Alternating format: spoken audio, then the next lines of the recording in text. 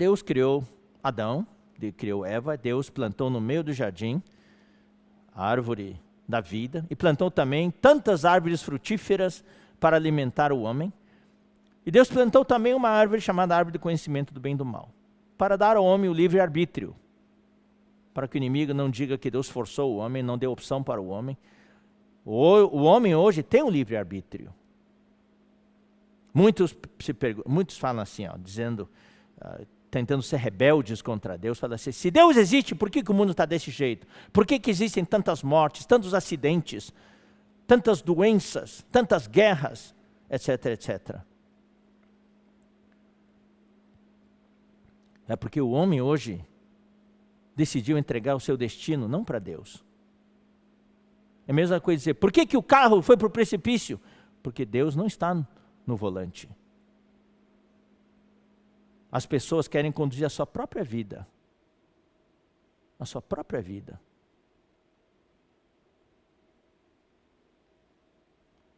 Deus não é um carrasco. Deus não força as coisas. Deus deu ao homem o livre-arbítrio. O homem pode decidir.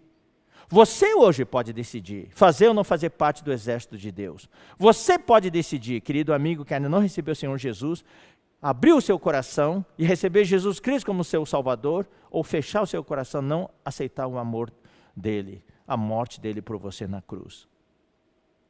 Mas para aqueles que se entregaram a sua vida para Deus, nós sabemos, ele toma controle. Mas não quer dizer que tudo é de acordo com o que a gente quer. Deus tem a sua vontade para cada um de nós. Então, queridos irmãos, o que o inimigo de Deus fez através da serpente, que estava no jardim do Éden, ele semeou dúvidas na cabeça de Eva. Eva, por curiosidade, foi visitar a árvore do conhecimento do bem e do mal. Olha que bonito, coisas que os homens não conseguem ver. Nesse ponto as mulheres são top, as mulheres veem tudo. Deus falou para não ir, ele não foi. A Eva falou, por que será que eu não posso ir? Daí ela vai olhar, olha que árvore bonita e tudo. E as mulheres veem muitas coisas, né? E daí Satanás se aproveitou dessa vulnerabilidade da mulher. Daí entrou, e a serpente é como um ponto de interrogação. Daí falou assim, é verdade que Deus falou que você não pode comer dessa árvore, nem dessa árvore. Daí a mulher falou, Deus falou que não posso nem comer, nem tocar, mas Deus não falou que não podia tocar. Porque no dia que nós comermos, o que vai acontecer? Nós vamos morrer. Daí Satanás, não vai morrer não. É que Deus não quer que vocês sejam como Ele, porque Ele sabe que o dia que você comer, os seus olhos vão se abrir, e vocês vão ser igual a Deus.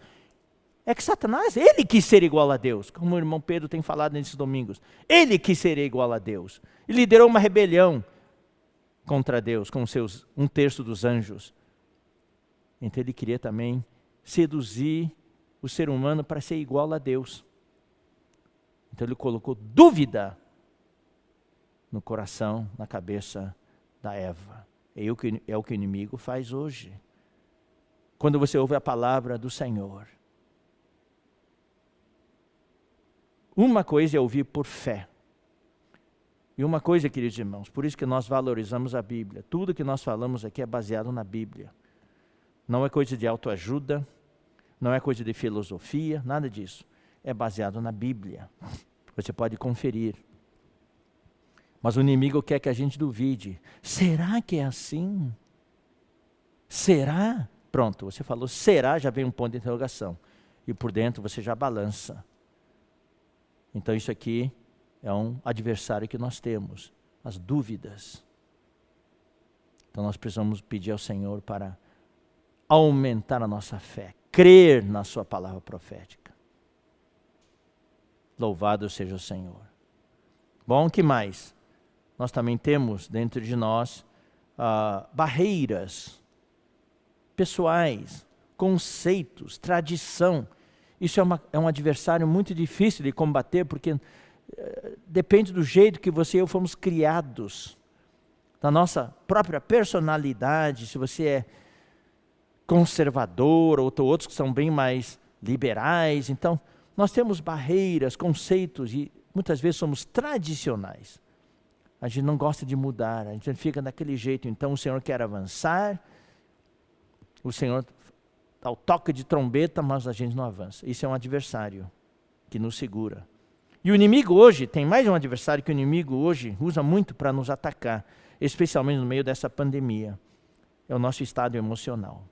Como eu falei bem no começo, que se manifesta através da depressão, da ansiedade. Então muitos de nós estamos dentro de casa já por tantos meses, desde março, de isolamento social. Não é fácil. Isso afeta a gente. Então sabemos de irmãos, de irmãs, especialmente irmãs, que choram o tempo todo. Ó Senhor Jesus, a gente ora muito por vocês. Chora o tempo todo. Começa a perceber as coisas de maneira diferente. Você não deve se condenar por isso. Não deve se condenar. Nós somos seres humanos. Isso acontece, isso é algo humanamente falando, né? E usando também razões médicas e psicológicas, da psicologia, isso é normal acontecer. Mas nós temos algo que está além do psicológico, além do que é médico, que é o nosso espírito. Tem o amor de Deus no meio. Então nós temos o amor dos irmãos, o amor da igreja. Então precisamos exercitar o nosso espírito para superar isso. E isso é uma coisa que o Senhor está nos treinando hoje a fazer.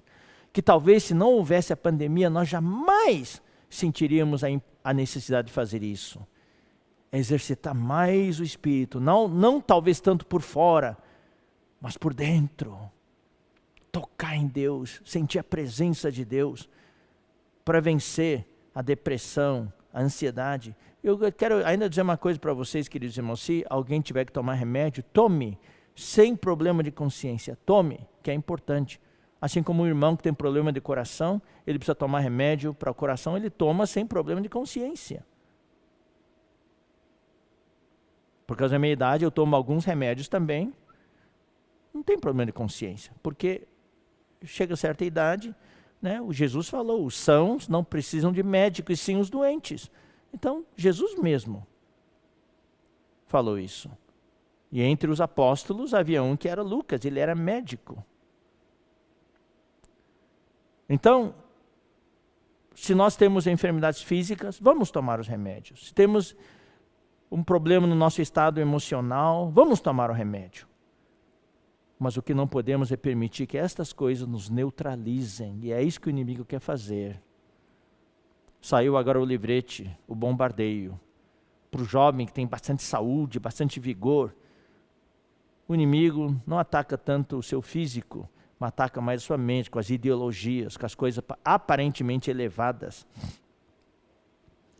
Então o nosso estado emocional precisa hoje, é um dos adversários mais sutis hoje, que pode neutralizar muita gente na vida da igreja. E vamos orar para que não neutralize, que vamos exercitar o nosso espírito, orar e ler a palavra, cantar, orar, participar das reuniões. Então a situação não é tão simples, nós precisamos colocar tudo isso diante do Senhor. E ainda tem o quê? Quais são os adversários que nós temos ainda? Temos os pensamentos malignos. Pensamentos malignos, maquinações, planejando algo para prejudicar alguém. Temos ainda o orgulho. Isso aqui é uma coisa, é o que Satanás teve, o orgulho. E muitas vezes ele coloca em nós o orgulho, a arrogância. Temos a vida da alma, o meu jeito de ser, eu quero ser assim. Tudo isso aí são pequenos adversários que nos neutralizam. A vida da igreja, queridos irmãos e queridos irmãos, eu vou dizer uma coisa, tem sido neutralizado por bastante tempo por causa da nossa vida da alma, por causa do nosso orgulho, das nossas opiniões, do nosso jeito. E por causa disso, havia inimizades na igreja. mágoas, ressentimentos, que são outros adversários, entre irmãos das lideranças, entre irmãos, entre irmãs, na própria família. Deus está usando a pandemia também para nós colocarmos ordem em casa, fazermos a lição de casa. Infelizmente o inimigo, através dessa situação, causou estragos em várias famílias também. Sabemos que no mundo, fora da igreja, aumentou o número de suicídios e também na família, violência familiar. Mas esperamos que na igreja não seja assim. Que na igreja nós possamos aproveitar este momento para colocar ordem em casa.